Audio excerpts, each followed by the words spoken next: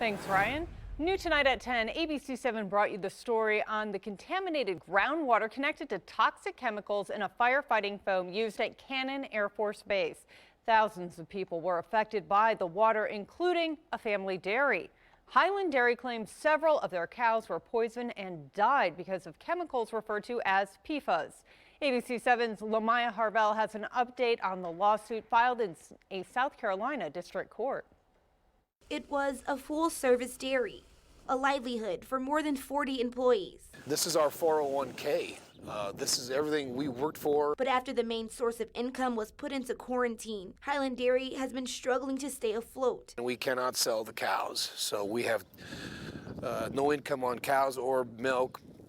And because we can't sell the cows, we are having some of the older animals that are weaker passing away and dying. For years, the cows have been drinking water contaminated with chemicals that have tested far beyond the advisory levels established by the EPA. The Air Force says they are working to solve the issue. The Air Force, in an effort to create a forward presence, has started to program these requirements in fiscal year 2021 in the event that promulgated standards are established so we can move on the cleanup and mitigation of this contamination. But are they working fast enough? Scott says no. This plume is spreading, it's moving. And his business is dying. He says his cattle are producing less milk and he's seen $1 million in annual losses. There are other farms that could be affected in the future, so at this moment they are just dragging their feet. Scott has now filed claims against the U.S., the U.S. Department of Defense, and the U.S. Air Force. According to the complaint, Scott says the Air Force has used harmful chemicals in the firefighting foam for decades, failed to notify Highland of the contamination, and only provided clean water for human consumption,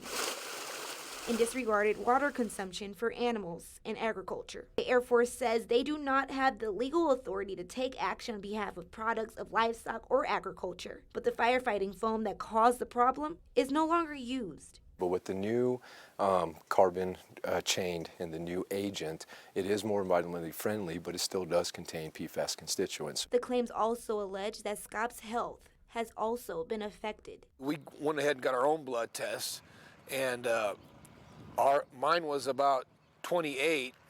My wife's was an 8, so we were double and 7 times higher than the national average. The state of New Mexico say they're suing the Air Force over the chemicals near Cannon and Holloman Air Force Base. The state's Environment Department and Attorney General's office are requesting a preliminary injunction, forcing the Air Force to begin an immediate cleanup. As of now, all the cases are underway, awaiting a federal judge's decision. I'm Lamaya Harvell reporting, ABC7 News.